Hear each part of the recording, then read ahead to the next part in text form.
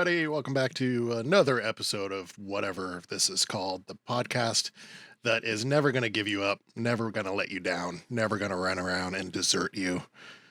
We will never do that to you. I am Scott Taylor, and as always, here with me is Mr. Steven Garcia. Steve, how you doing? What's going on? I'm all right. Fantastic. All that good stuff. Ready to revisit some of my teenage years. This is going to be fantastic because we've tried to do this, 3 times already? Yep. Twice? Feet times a lady. And Scott, the IT wonder genius, suggested an easy fix, and now it's all fixed. So now we're going. I'm ready. Now all of you get to hear about the high school years of whatever this is called. Steve and I are slightly different ages, but we range from 88 to 92, right, Steve, for your high school years? And then mine was 93 to 97. So very similar, but I'm sure they're going to have their differences. And we're going to talk about the similarities, the differences, all that about our high school years, fun stories, what was going on in the world, how it affected us, all that, and a bag of chips, which is something that we said at that point, I think. I had a bunch of candy, so hope I don't have candy on my teeth. But I'm ready. Let's go. Yeah. All right. So starting high school, Steve. Getting into high school, freshman year. What was that like for you, stepping into a new environment? Well, it was so different because it's weird. It's weird to be telling this story now for the third time, but it's weird because I came from a school that was K through 6. And then when I moved back to Healdsburg, it was 7, 8, and 9, which was the middle school. And then 9, 10, 11, and 12 was the high school. And so going from middle school in Healdsburg, which was really small, probably had like 250 kids maybe, if that. Yeah, going to a high school where you can kind of reimagine yourself, and which I did, and in all kinds of different ways. Some not too healthy, but it was a big step, and it was oftentimes very chaotic, and I was a feral kid, so yeah, it was crazy times. How about you? What was 93? That was the year after I graduated, and for me, it just got more intense. But for you going into high school, how was it? It was a change for sure. So you may not know this, but I grew up outside of Boston, Cambridge, Massachusetts, and our elementary schools were K through 8. And so this was, the first time jumping, not to middle school, but first time jumping at all into a new environment. Get this, you might want to make sure you're sitting down. I was kind of a nerd growing up. But you know what? Let me interrupt you, because for the pictures you've shown me, you don't look like a nerd. You look like the dudes. I showed you the high school pictures, right? Like I didn't show you the elementary school. So I had a chance to change my persona a little bit. And I was still a nerd. I still wasn't a popular kid, but I was able to kind of come into my own, if you will. I'll make some new friends, create my own little cliques, and go from there. So it also was new to me because elementary school was like a mile from my house, something like that. This was like 4 miles away. You had to take a bus or a train to get there, and then you'd walk through Harvard Yard. Notice I emphasize the RD there. I didn't want you thinking I'm Matt Damon over here. Though Matt Damon and Ben Affleck did go to my high school. See, a few years before me though. But you'd walk through Harvard Yard to get to the school, and so you'd go to Harvard Square and get to hang out there, and so it was a lot of freedom getting into high school. There'd be a bunch of equations and shit on the wall. Equations. Huh? This is easy to me. Yeah, that's cool. And so it was a bigger city, Boston, right? 93. Jesus, what was? Let's get into what was big in 93 because I kind of want to tackle your stuff first because it just seems a little more, just by way of timeline, a little more. What's the word? A little more. It was a little more contemporary than 88. Yeah. So what was big in 93? What were you listening to? Like what were your music faves? Whoa. So just the start of high school was Is that you? buzzing. Do you hear that? Yeah, my phone buzzed. Oh, that's you. Okay, never mind. I got Cool. a text or something like that.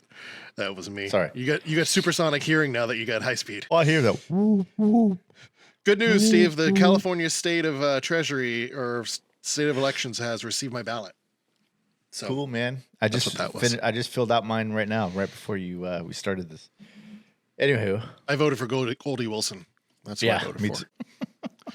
Mayor Goldie Wilson. So yeah, Progress so is his middle name, right? It is. Why are we talking about Back to the Future? We should be talking. It's the 40th anniversary. This is the time frame, the dates that he would have, gone that's from right, and to. huh? We should be talking about. So, on all you poor people have to listen to us talk about high school and us reminiscing. I feel sorry for you, man. So, Pearl Jam was big. We're past 10. Love you. Seventh grade for me was 10, and was Nirvana, coming out. Nevermind was seventh grade for me. So this is when second albums were coming to light, and that would have been freshman year. You got some Smashing Pumpkins coming out. You got Green Day hitting while I was in high school. Can I give you a hot take? Mm-hmm. Can I give you a hot take?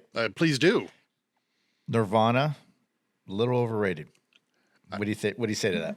I agree. Okay. I think it's a lukewarm take. Yeah. If you ask me, like it's like you had a cup of coffee that was a hot take, and I just put a couple ice cubes in it. I'm like, nope, I agree with you there. Are there some good songs? Yes. Yeah. Oh yeah, definitely. But I think what it was I think it was this thing that was different and kind of we were tired of not tired in terms of like we hated it. We're just, we wanted something different than the Michael Jacksons and the Madonnas, which were great. I'm huge fans of those two artists, but we just needed something different. And I think what happened is that these guys came along, bare bones, 3 chords and the truth type of stuff. And then everybody was like, yes, this is different. This is good. Let's go. And they were kind of in, because once they became big, then you had all these other bands coming out and who were, I think like Soundgarden, I like them better than, or I like Soundgarden better than Nirvana. I like Pearl Jam better than Nirvana, but I like Nirvana. So it's not like I hate them, but anyways. I think the only Nirvana album that I ever owned was the Unplugged album. Yeah, I have that one. That one was a big one. And I had a girlfriend of mine bought me the box set. And this is where I came to realize the take that I have or whatever is that over the years, because of what happened to Kurt Cobain, they're just stuck in this kind of place and time that really hasn't had enough inertia, I guess, to continue into anything that's impactful. I think even kids now that are listening to Nirvana, I see the shirt everywhere, but it's still the Nevermind or the In Utero. Mm-hmm. And okay, I've heard those two albums tons of times. Great albums, great songs on both albums, but that's just where they stick. Do you agree? Do you disagree? Yeah, no, yeah. I agree. I agree with you there. Okay. Know what other Unplugged I really liked from back then? Yeah. And I listened to this a lot, was Tony Bennett Unplugged. Really? Yes, I had the CD. I had the cassette too, and I would listen to it a lot. Once I, humble brag, had a girlfriend, and I'd be going to their house after school. She went to another school. She literally went to another school. That's not made up. But I'd listen to Tony Bennett a lot. Tony Bennett Unplugged. Never begged you for a Tony Bennett fan. Hey, I'm Tony Bennett. Yeah, this is just happening. We kind of talked about this a little bit on the Never to Be Heard From episode, take 2 of this topic. But we talked a little bit about tapes and CDs and moving into CDs. Yes. Over this time period. Do you remember specifically when you made the shift? Yeah. I had, let's see. At this point I was doing cassettes. Had you had the what do you call it? The suitcase or the briefcase looking thing, and then you open it up and it was just cassettes in there, both sides. I had that, a couple of those full of cassettes.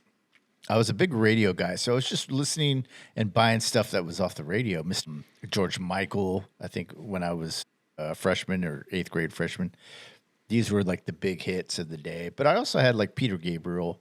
I had the Stones. I had Jimi Hendrix. I also had all that stuff too. And I was still buying vinyl because at Payless they still sold vinyl. And so I had a big vinyl collection, huge vinyl collection that I just I just didn't appreciate at the time. I mean, a lot of Jackson 5 stuff, Michael Jackson stuff. I mean, I had a lot. And so when CDs came in, it took a while. I think my uncle had bought me a CD player, and I already had a stereo system. You know, the ones that you buy from pieces. So you have like the amp, then you have like the equalizer you buy separate, then you have the tape deck that you buy separate. That's how I would, And so my first CDs were And Justice for All, U2 Under a Blood Red Sky, and REM Green. Those were my 3 first CDs. And it was such a novel thing to like press the button and the tray opens and you put the thing in and then you press play. And at the time I just thought, oh, this is just another thing. But yeah, it was quite the hysteria because they were using artists to kind of hike up the prices. And they did the same thing with when vinyl and got popular back in the 70s was, I remember Tom Petty. They were trying to use him as to kind of raise the prices, and he was like, "Nah, you're not doing that." So I think they were using some of these artists, like I think U2 and REM, to kind of raise the prices because I think at the time, tapes were I want to say like $7-8. Vinyl was like $10, $12, and CDs when they first came out were like $16 to $18. I think it was $18 for a CD, and so that was quite the hysteria. Do you remember when you made that jump? I remember that I got a CD player when I graduated 8th grade. So Yeah. right before high school. I remember my cousin took me to buy whatever CDs I wanted. He was going to buy me 2 CDs. And my choices were Genesis Invisible Touch and Phil Collins Live. I didn't have my own musical sense pre-high school, right? So I got to high school. That's when I started listening to the radio. I was, quote unquote commuting, riding the bus, the train, listening to music on WBCN or WFNX. And I didn't know anything other than my friend Devin liked Phil Collins, and his mom liked Phil Collins, so we listened to a lot of Phil Collins. Yeah. I remember 8th grade, we did a little yearbook thing, and you had to put like your favorite album or favorite song, and my favorite song was Land of Confusion. Oh yeah, that's right. Did you like the video too? And the video was great. Yeah. Puppeteering and everything. And so that's when I got into CDs. And then from there, it was, I'd mostly buy CDs. In Harvard Square, there was Newbury Comics, and they'd have, I'd go through there almost every day and at least every week to see the new stuff, new releases. And then I'd probably pick up something. I'd probably save a couple bucks here and there every day from my parents giving me lunch money. And at the end of the week, I might have enough to pick up a new album. Yeah. I remember in 89, I think so it was the summer between my freshman and sophomore year, I think it was. And I worked at Round Table Pizza. And I'd worked there, I think I got the job probably in the spring of 89. And so I was able to buy a lot of music. And I remember the thing about that was when I'd have a closing shift on like a weekend, we closed at 11, but you were there until about 12:30, cleaning up and stuff. And we would just turn the jukebox on. And I remember at the time, Roxette. Do you remember Roxette, that band? I Roxette? do. Mm-hmm. They were big at the time with all of the hits. They were big from Must Have Been Love, but they were still going, I think it was Joyride and something else. I can't remember. It was a big hit. But then Madonna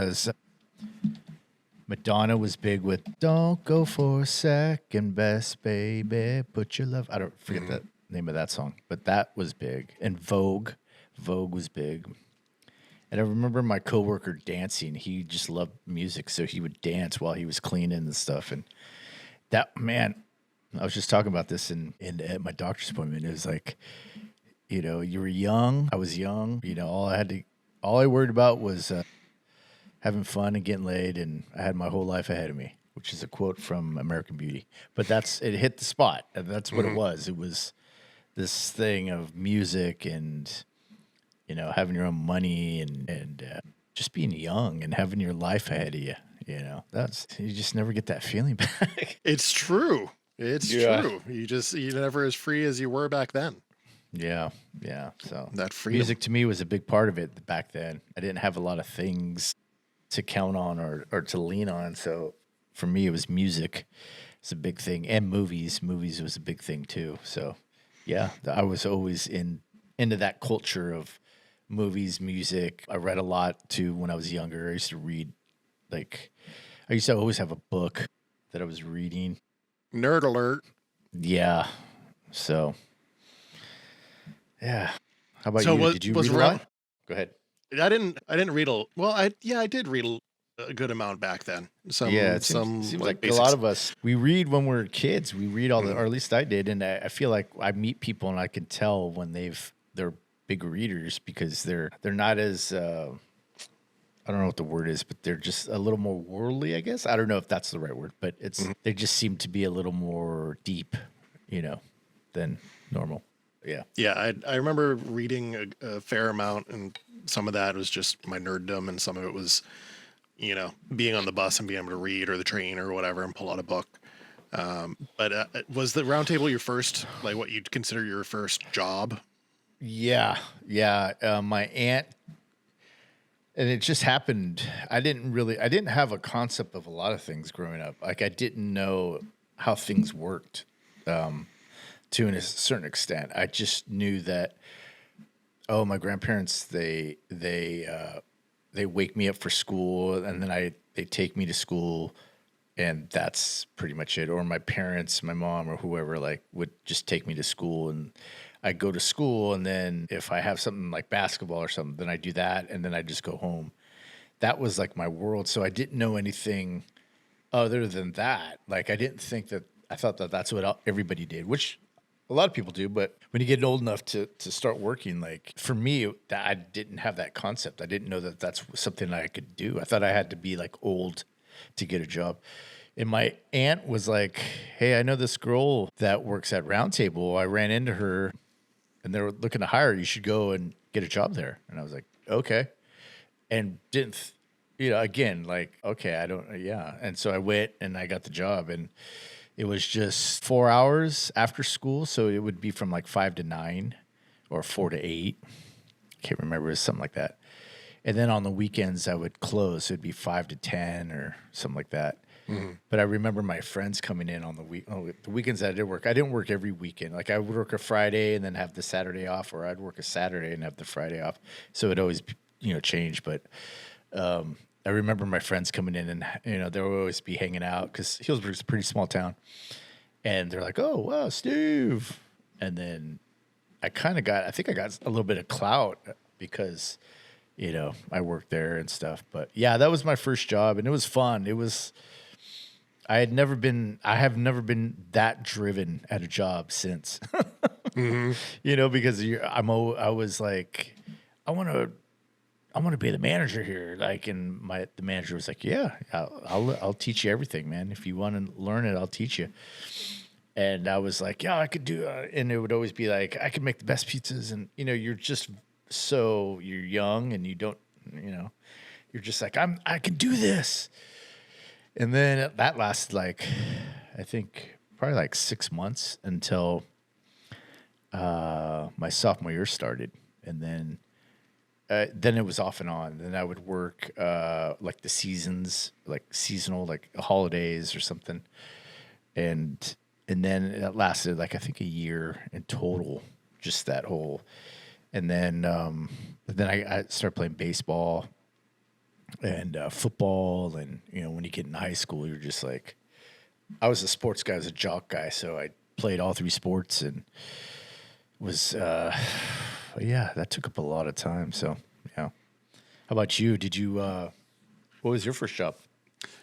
So other than like summer camp stuff when I was, early teen for just, like $3 an hour or something like that. Yeah. My first high school like real job was Toys R Us. Oh, I was that's working right. in the Yeah.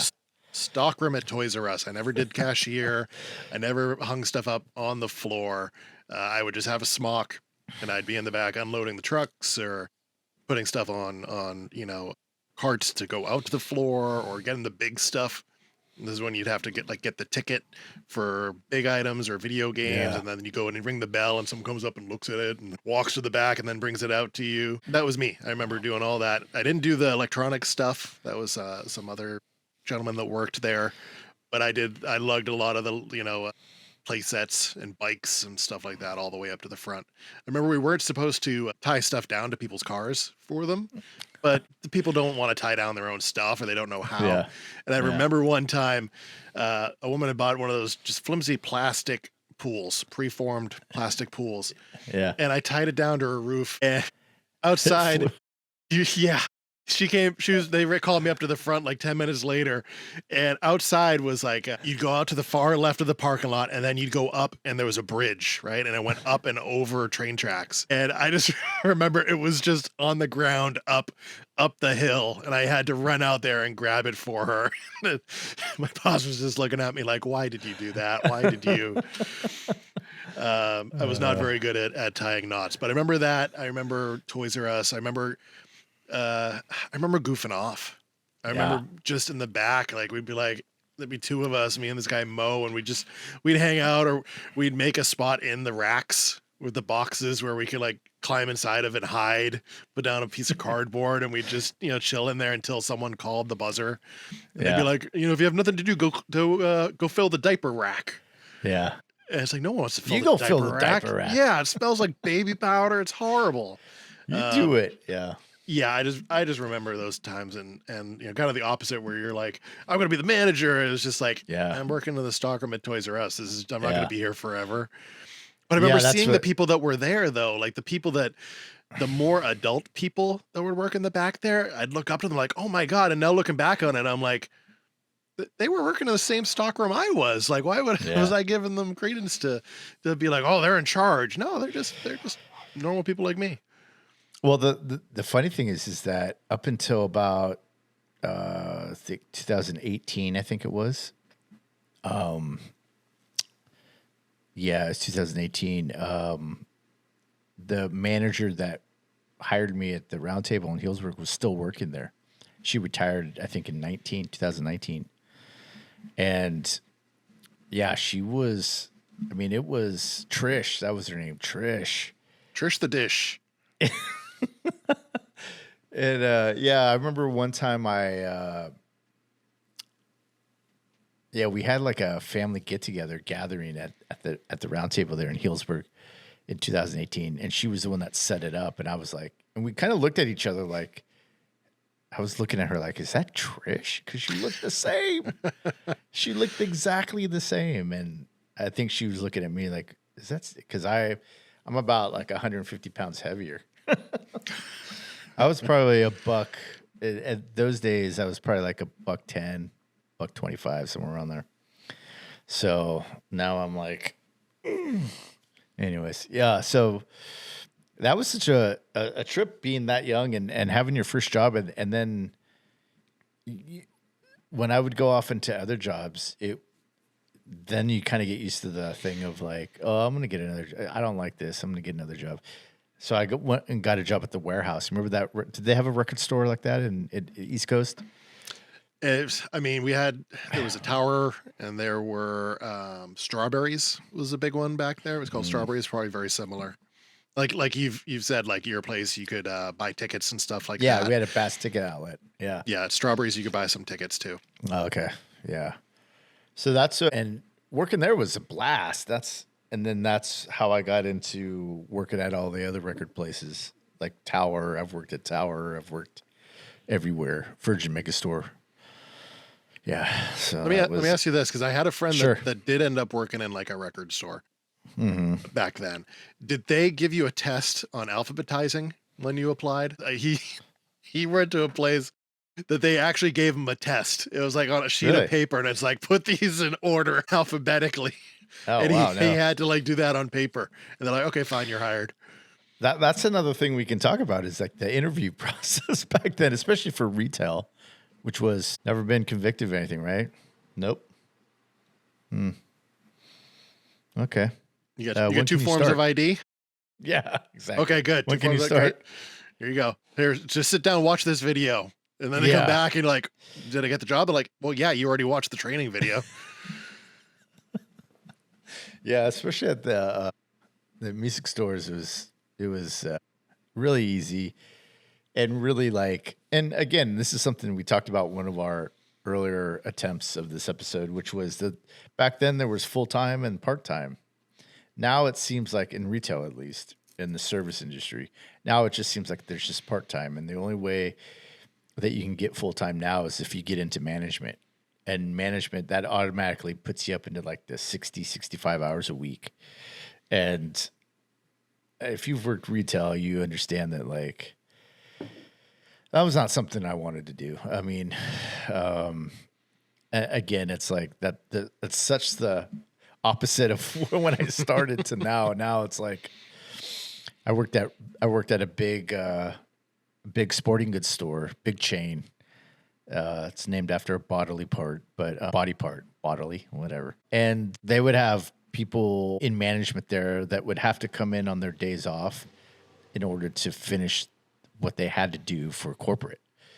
And then corporate found out about that and fired them because, and it was just, it just affirmed to me that like, we don't care about you. And when I was working there, I had this specific job where I would do internet orders, people that would go over the website. And that was my thing. And I was really good at it. I didn't have to deal with the public too much. But then they started laying off people and consolidating. They do that thing where there's like 5-7 sections. You had baseball, you had soccer, you had basketball, you had hunting, you had fishing, you had biking, working out, golf section. So you had all these, and when they first opened, they had one person in each of those sections to help you find out. By the time I was working there, they went down to like 5 people in the store. So there were like, I'd walk out to go like to the bathroom or something, and they'd be like, "Hey, excuse me, do you know anything about like fishing tackles?" And I'd be like, "No, I don't." And what? You work here though? I'm like, "Yeah, I don't. I mean, I could bullshit you, but I don't want to do that." And so I would try to find somebody that would help, and they wouldn't know, but they would be like, "Oh yeah, I've heard this one's really good," and that salesman stuff. And I don't know, it's a lost art, I think, because they just, I don't know, you're doing the job of like 2 or 3 people and just paying you for one. So, did you experience that in your retail career when you were younger? Your sound just went off. I was muted. Oh, it was like he's not going to say anything important. Let's just preemptively shut him down. No, there wasn't anything. There wasn't a ton of that. Like I remember the people that worked at Toys R Us worked at Toys R Us. There were a lot of people that had been there for a while, and they all had their specific roles. Gary was the electronics dude that would, put out the tickets and go, unlock the thing, get your Nintendo game. There was an older gentleman his real name was Charles Brown. He had severe dandruff, and he's got to be dead by now. So I don't know. And good luck finding the specific Charles Brown that I worked with if he is alive. So there was very specific people that worked in different departments and worked it for a long time. And I was there like junior to senior year. Oh, okay. About 2 years. Yeah, there's I caught the tail end of that, which was in 2003. I worked at Macy's right before I went to work for Brayton. I was working for Macy's here in Santa Rosa. And there was a guy that had worked there for 45 years, and he had worked there and there alone. So each year he still had his 2-week vacation every year. He put his 2 sons through college. He bought a house in a real nice part of Santa Rosa, all just by working at Macy's. And I think, but when I was working there, he was about a year or 2 away from his retirement. And he was from that era where, he would be like, I forget his name. Let's just say Charles, since you brought up Charles. hey, Charles, can you help me move this over to this and install it over here on the floor? And he'd be like, nope, it's not my job. And he was that last, I feel like that was the last of that. He was the last of his kind. Like that was the end point. It was 2003. People remembered a time when you were hired for a certain job and that's all you had to worry about. And nowadays it's like they hire you and you have to do everything. And that's the difference now. That back when I worked at Roundtable, it was like, oh no, I started washing dishes. And so I would just wash dishes. That was all I had to do. And then they promoted me to pizza maker. So you start making the pizzas. And then the next thing after that was you were the one that were taking them out of the oven and cutting them up and putting them in the styrofoam containers that they used to have, and then putting them up. And that was like the top notch. And then you would do, if you learned all that, you can go out and do register and all that kind of stuff. But that was, there was a time when you were just hired and you had one job title and that was it. You didn't have to do everything. That's not my job. And you could say that. When he said it all the time. Hey, Charles, can you help me move this? Because I have to get it off the truck and do it. Nope. It's not my job. It's like, oh, jeez. All right. You're right. It's not your job. But man, you couldn't say that now. You can't say that now. It's not my job. Because even people that when I worked at the sporting goods store, I also worked at another sporting goods store. It was a smaller family-owned run. And they were like, hey, Steve, actually, we want to get you, maybe we'll start showing you the books and how you do the books every week. And I was like, yeah, great. Yeah. It's a pay raise, right? Steve, you can't think about it that way, man. Be like, what? You're training me to do something else. Yeah, I want to raise. And then they let me go about a month after that. So it's just not the same, man. Weird times. Do you have well, one thing that I think carries over between your high school years and my high school years is, other than Nirvana, kind of carry, bridging that gap, is video stores. Yeah. I feel like video stores, that was a solid relic of both your time and my time. I think in the 90s, it became a lot more corporate, the video stores, just because of the evolution of the VHS and the video cassette market. Eventually it had to go that way. In the 80s, in the early 80s, mid 80s, it was still mom and pop. Like in Healdsburg, we had Redwood Home Video, and it was privately owned. It was just, and again, I think I may have talked about this in another pod, but it was like the very first time I rented movies, it was the size of like probably your kitchen and dining room together. And you'd go in and they would just have like maybe 20 titles behind the counter, all facing, and they didn't have copies. It was just one. You'd go Unlimited Star Wars, Cannonball Run, and Stripes.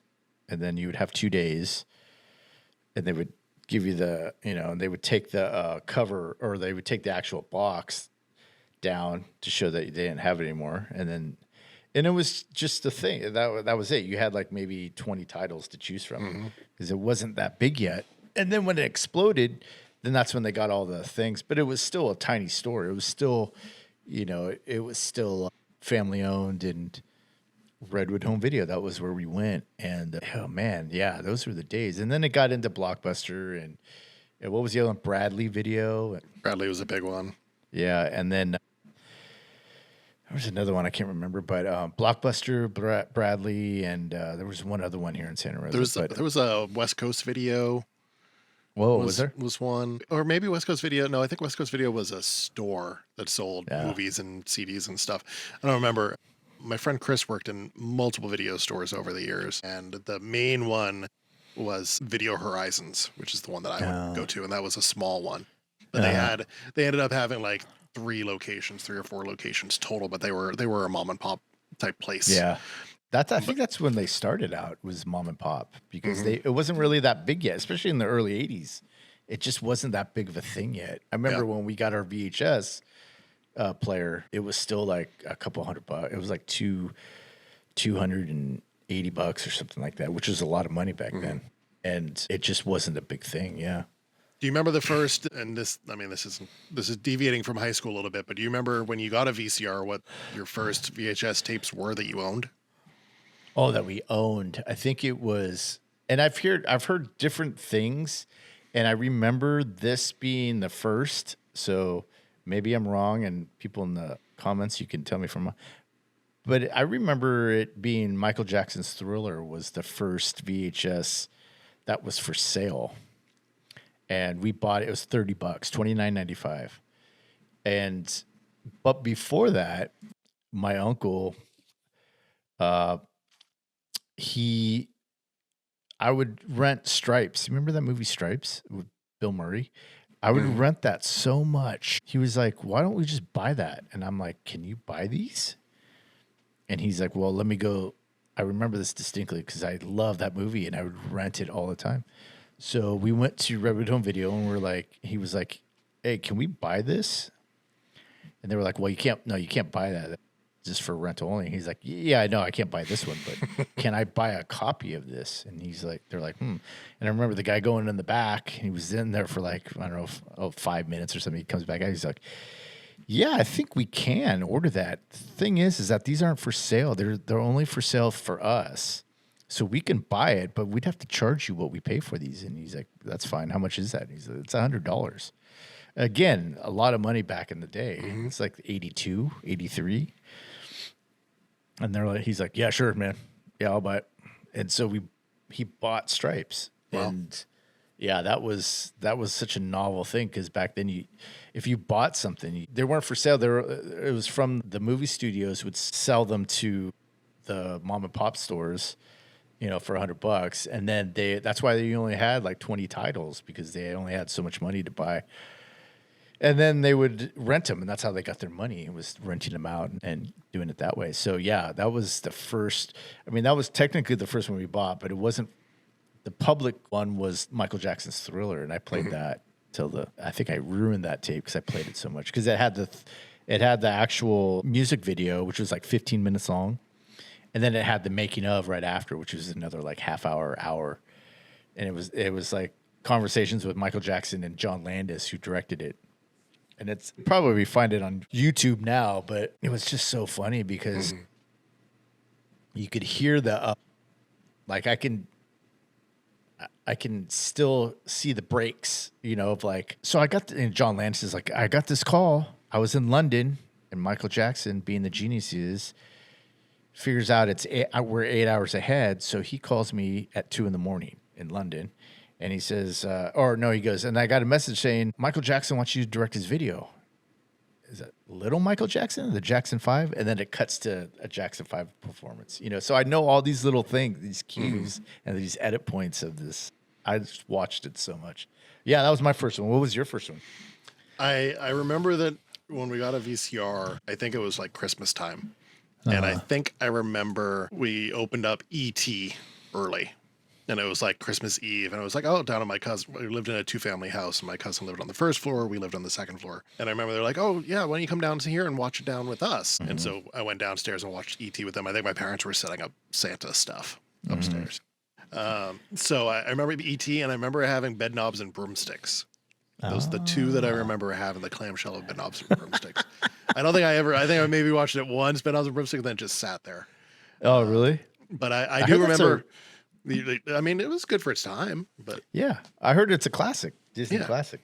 But I do remember the mom and pop stores and the smaller stores, and I remember, when movies started, VHS tapes started to be accessible for sale. Yeah, right. Yeah, like you said, you could buy it, but it was going to be the cost where they're expecting that you're going to rent it and make money off of it. Yeah. Versus it's just for personal use. And I remember when things started being for personal use, like E.T., right? Like once those movies started coming out, it was like we could mass produce these and people have a VCR in their home. They don't have to rent a VCR. So they'd have them. And I remember the smaller video stores. I remember when Who Framed Roger Rabbit was coming out. We were on vacation in Maine, and we walked by a video store that had a big cardboard cutout of Roger Rabbit, and I loved that movie to death. And I remember my mom went to go in. It was like, "Oh, can we buy a copy?" And they're like, "Oh, no, it's not out for like another couple months." It was just the promotional item for it. So I remember that. And I also remember the first time that I rented a video game. Yeah. And that was at a mom and pop place. And I remember it was, like you said, movies were behind the counter. but the Yeah. Nintendo cassettes were in a glass case where the register was. And you Oh, just look wow. down and you could just see, you know, the title Yeah. of them, and you Yeah. go through and pick the one that you wanted. And it was, you know, it was all manual back then. They'd write down who Yeah. has it and stuff like that. I remember that first video game. That was pre-high school for sure. But I do remember in high Yeah. school we got a Blockbuster Video, and we'd go there once in a while, but not as much. It wasn't as close. It was Yeah. still within, you know, it was still close. Like thinking about things now, it was maybe a mile and a half away, but it was further for my parents, you know. So we'd go to the closer Yeah. one. When you're a kid, everything's for. When I was a kid, I would get mad at my grandparents if they forgot about to pick me up from school, and I would walk home and I'd be pissed. And now it's like I can make that walk in no time. It's not even far. Yeah, now with Google Maps, you look and I'm like, how far was my elementary school? And it's like it Yeah. was 1 mile. Mhm. It felt like Yeah. it. And I'm like, how far was my high school? And it's like, it's like 4 miles. Yeah. My friend used to walk. My friend Carlos, who passed away, he used to walk home from high school, and I remember thinking, or junior high too, but high school too. I remember thinking like, oh man, dude, that's rough. And now it's like, oh, I would do that. I would walk home every day if I could now, Mm-hmm. because it's just that it's like not even worth the car ride to get in the car, get a seatbelt, back up, and do all this stuff, and then I could be home in like 20 minutes. Walk home in 20 minutes. It's not that big of a deal. That's weird.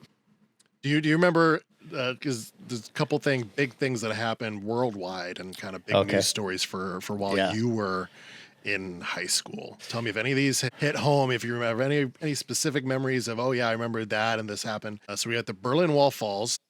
Yeah. You got the Gulf Yeah, I War in remember that. '91. You Yeah. got Magic Johnson HIV announcement, and That the was- LA riots in '92. Yeah, the Magic Johnson. I was in independent study at the time, so I would go to school once a week, and that happened on the day that I would go to school. I was on my way to school, and I heard about that, and I was just like, I thought it was over for him. Like I thought it was done, and yeah, that was a big scandal. One he didn't bring up, which I'll bring up now, is the Anita Hill, Clarence Thomas hearings. That was a big thing. That, and when I was a little younger, was the Iran-Contra hearings, where we traded some arms for some hostages, I think it was, and armed Iran with all these weapons, and that was a big thing. And Oliver North was in charge, and he did all that stuff under Reagan, and yeah. Whoa, calm down. And then, yeah, that was the ones I remember. I remember the Iraq War, and I remember, what was the other one you said? You said one more. Iraq. Gulf War, LA riots. Gulf War. LA riots. That reached all the way up here. I remember me and my girlfriend at the time were at the Plaza Mall in Santa Rosa, the big mall, and it was probably about 4 o'clock in the afternoon, 3 or 4 o'clock in the afternoon. And the day that the riots happened, I remember a security guard running down the middle of the mall going, "Everybody get out. We're closing down." And me and my girlfriend were like, "Oh, shit." We started running, and we thought there was going to be some big riot. And it was just like some people on the street on 4th Street, like picketing or something. And that was about the extent of it. But I thought, shit, we're going to get shot. And oh, man, the whole mall was outside the mall, and it was just chaos. But nothing happened. Mm-hmm. It was just the fear of it, it was coming up all the way up here. But yeah. Oh, and one more thing too was the earthquake in '89. Oh yeah. Do you hear about that? Yeah. Well, that was Back that was east? that was during the World Series, right? That was Yeah. the big one. Yeah. Yeah. We definitely heard about it back there. Yeah. It was the A's and the Giants, Bay Area teams. And my sister still does the impression of Willie Mays because he was there and he got interviewed, and he says something like, "Yeah, man, everything was shaking, man," or something like that. I can't remember, but yeah, it was that was the big thing. I remember I was at football practice. We were just running lines at the end of practice, and I remember standing in line on the line ready to go, and I remember going, Jesus, and I had been sick and I was on cold medicine. So I thought that I was just like losing my balance because of that. But then I got home and it was like, yeah, it was just all over the news and everything. Ugh. How about you? What were some of the scandals that you had in like 93, 91, like early 90s, 93, first couple of years of high school? Did you have anything? So we had Kurt Cobain dying, right? That was 94. And I remember being on the bus listening to the radio on the way home, and like, the radio announcer was very somber and they were just playing like Nirvana. That was it. And then they'd come on in between and kind of make the announcement and then play more Nirvana. Yeah. So I remember that. There was later it was Princess Diana's death, 97. The Clinton scandals, Monica Lewinsky. But the big one that I remember is the OJ trial, and that was 94 to 95. And we had a library. We had like a public library outside of our high school, and then we had an internal library that was really nice and lots of windows, very sunny in there. Yeah. And there was a section that had like a big square coffee table and 4 chairs around it. And if you had the ability to go to the library during study hall or open period or whatever, that's where you wanted to be, right? That's where you would hang out. And they had magazines. So they'd always get the new Rolling Stone. And that would be the hot commodity. You'd be like, oh man, there's a new Rolling Stone. And then you'd sit there and read the Rolling Stone. But I remember being in that area when the verdict was coming out. And like in the upper section, they had like a TV playing it, probably watching it up there. And I remember I had my headphones in with listening to the radio, listening to the announcement because I had a study hall during that period. But I think a lot of that, the Norm Macdonald, O.J. Simpson jokes had a lot to do with forming my sense of humor. It was Norm Macdonald doing the Weekend Update and doing all that O.J. stuff. Yeah, that was my second stint at the Round Table, but at this time I was working at a Round Table in Santa Rosa, Montgomery Village, and that we would put on. The Round Table has had a big screen TV on all the restaurants. So we put it on and remember watching OJ just like, the Bronco chase. And back then you didn't hear, or you didn't get to see like the photos or anything like that. But they were saying, oh, it's a horrific, she was slit all the way down to her spinal cord. And it was like Naked Gun OJ? Yeah. And like the Avis guy, because he used to do Avis rental car commercials. And so it was like this, what? Really? Nah. And I remember thinking like, oh, this can't be true. I was just not buying it at all. And then there was the Bronco chase. I was like, oh, well, I guess he is. And that was a pretty big scandal. My friend Chris had a pool in his backyard, even though we were kind of, not Boston, it was Cambridge, so it was suburb, there were suburbs there too, and he had a backyard but an above ground pool. And I remember we were quote unquote swimming, like Mitch Hedberg says, as much as you can swim in an above ground pool. And I remember his stepfather, Pat, came out and goes, guys, they got OJ in a high speed chase. And we were like, what? And so we get out of the pool and dry off and we go in, and then it's just put us along the freeway at the speed limit. And I remember we watched it, and we sat there watching that part. And then when he got out and he was at Al Colling's house or whatever, maybe it was his house, Al Colling was driving. And I remember the phony phone call made by the guy from Howard Stern's Whack Pack. It was like, OJ's looking mighty scared. And I remember that phony phone call. I remember hearing it and be like, this is a phony call. But then I remember the news person had no clue whatsoever. And we're like, no, that's a fake phone call. That was the Jerky Boys era. Did you remember when, who was the guy on Saturday Night Live that it was the ladies man? What was his Tim name? Meadows. Tim Meadows. Mm-hmm. When he was doing that OJ thing, and do you remember that when he was doing the telestrator? Yeah, right? That thing, and he's like, I did it. He's like, so you go over here, quarterback is going to go over here. Now over here, you've got these people waiting for the pass. These people are setting up a defense. I did it. He's so proud. Oh man, yeah, that was a pretty big scandal.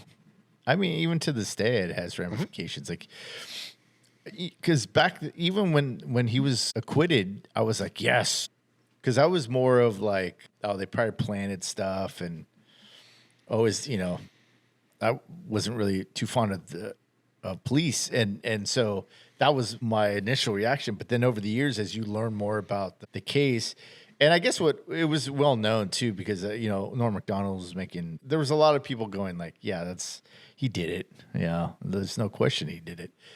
Because I didn't watch the actual trial, I would just see highlights, or what they would show in the news, but I never watched the trial. So I was just like, he didn't do it.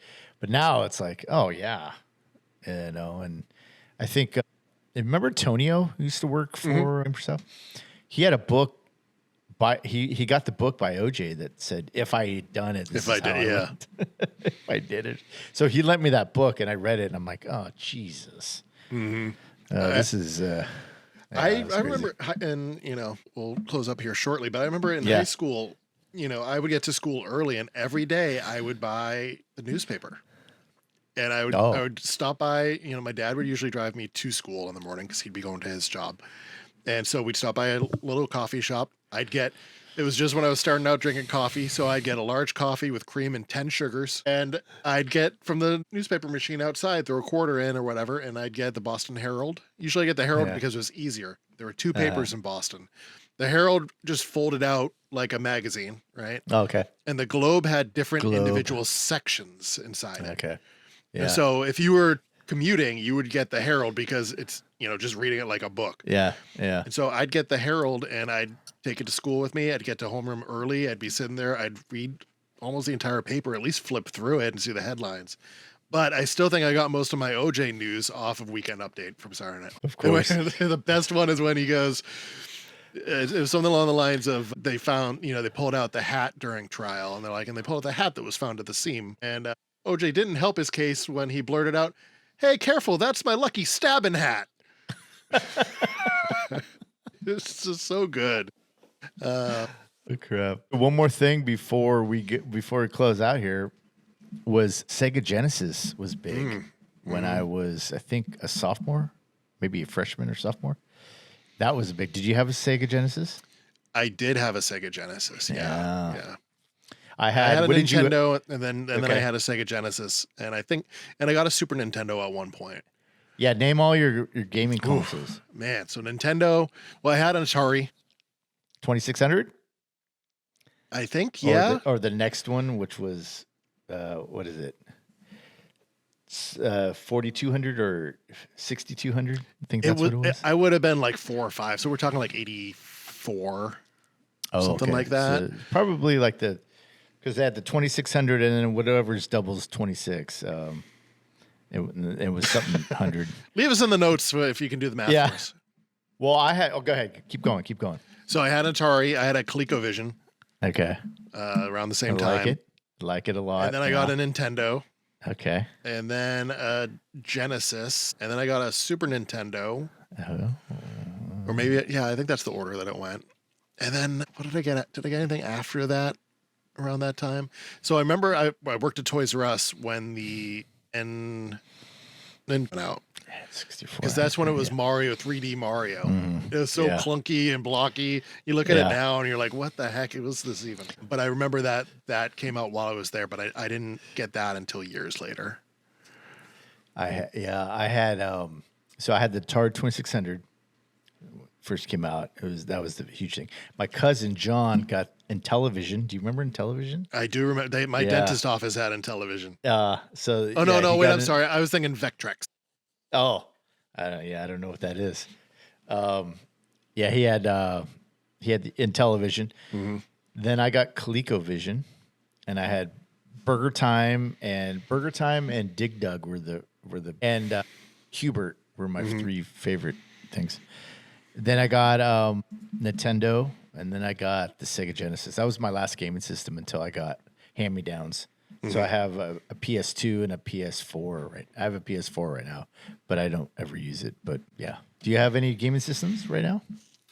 The main thing I just play is the Nintendo Switch. I want cozy games. I want games I can sit on the couch and just I can play while my wife is reading. Yeah. And she doesn't do well if there's vocals in the background on a game. So if there's vocals, I have to turn it down and do subtitles for just the vocal parts. But give me cozy games. Give me a farm I have to plow and pressure washing and stuff like that. Give me those games that I can just be a little character, have a farm, nothing can go wrong.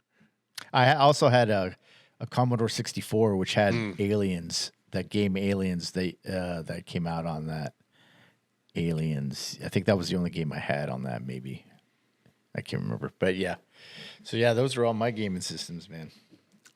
Good times playing those back in the day for sure. Well, that's a big glimpse into our high school years. We talked about some bigger issues, bigger things that we went through during that time. And I'm sure we'll circle back to talking about high school years again, because there's a lot of stuff we haven't touched on. We haven't touched on first loves, that sort of stuff. We haven't, or cars, getting your license. Cars and getting your license. There's a bunch of stuff we haven't talked. So we'll do a follow-up high school episode and talk about the shows we watched. And we didn't get into movies this time even. So we'll get into all that. We'll do another episode. What do you want to hear about when we do this again, when we talk about the high school years? Leave us a comment down below wherever you're listening. Send us a message on Instagram or YouTube's or Blueberry or Bluetooth, or send it to us. However, Snagglepuss, I don't know, however you kids, whatever app you kids are using these days. And yeah, until then, we'll be back next week with another whatever this is called. See you then. Bye.